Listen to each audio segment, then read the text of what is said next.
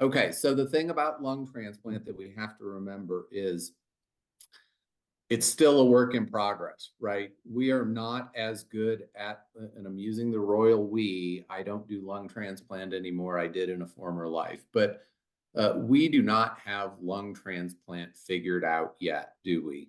We cannot guarantee a patient is going to just, we'll just put a new lung in there and you're going to live another 20 years, as we might be able to promise with, a kidney transplant or even heart transplant or liver transplant. And the problem with the lung, or the challenge with the lung, of course, is that every breath we take, we are exposing ourselves to the outside environment. And although transplant has come a long way, it used to be 6 hours. We had 6 hours to get a lung out of a donor's body and into a recipient's body. And where a lot of progress has been made in the last decade or two is that the lungs are now viable we're starting to approach 48 hours that a lung can be outside of the donor. It actually gets put in a box. It's called lung in a box. And the lung is ventilated. Actually, it's hooked up to a ventilator and fluid is run through it. And so many times, a donor has suffered a trauma and that lung is bruised, or they have a pneumonia or something, and putting that bruised, infected lung inside a recipient and then slamming them with immune suppression is not the best combination. So we take the lung outside of the donor, we put it in the box, we allow it to heal, and then we can put it in the recipient. So that has absolutely increased that length of time, allowed the transplanted lung to be in better shape than it once was. Now, we still can't, though, cross match like we can with kidneys or bone marrows, right? We can just wait for that perfect donor because in the case of kidney transplant, for example, not that hemodialysis or peritoneal dialysis is easy, but at least patients can continue to live, right, without their own kidney function and get dialysis.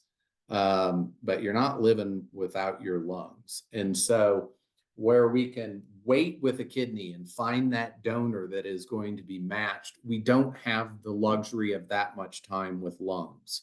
And so really blood type and size, and so if a patient is on the list, they're first on the list, and the lung comes in and it's the right blood type and it's the right size that's going to fit in that patient's chest, they're getting that lung, no matter what the genetics are, whether it's a match or not a match, doesn't matter. That's going in there.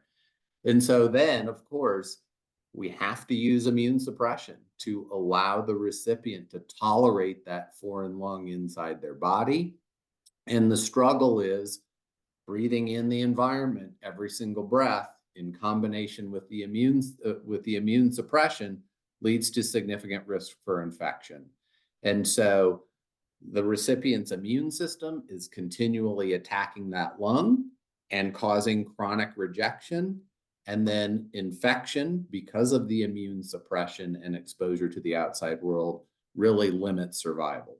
So median survival. So if I have 1,000 patients who get a lung transplant and we ask the question, when is that point in time when 500 of them have died and 500 are still living? That's between 4 and 5 years after transplant.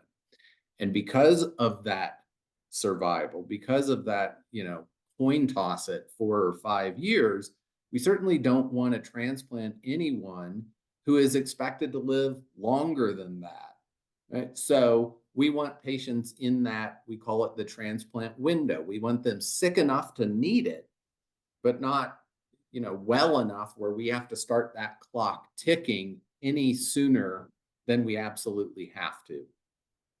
So does transplant confer a survival benefit? Does transplant allow people to live longer? Absolutely. If I have a patient with very, very severe fibrosis who I'm expecting to live, again, I don't have a crystal ball, but if their fibrosis is progressing and I'm guessing that they're going to live 12 to 18 months. Well, with a transplant, they have a 50% chance of living 4 to 5 years. 50% chance of living longer than 4 and 5 years. And I've certainly taken care of patients who have lived 15, 18 years after transplant.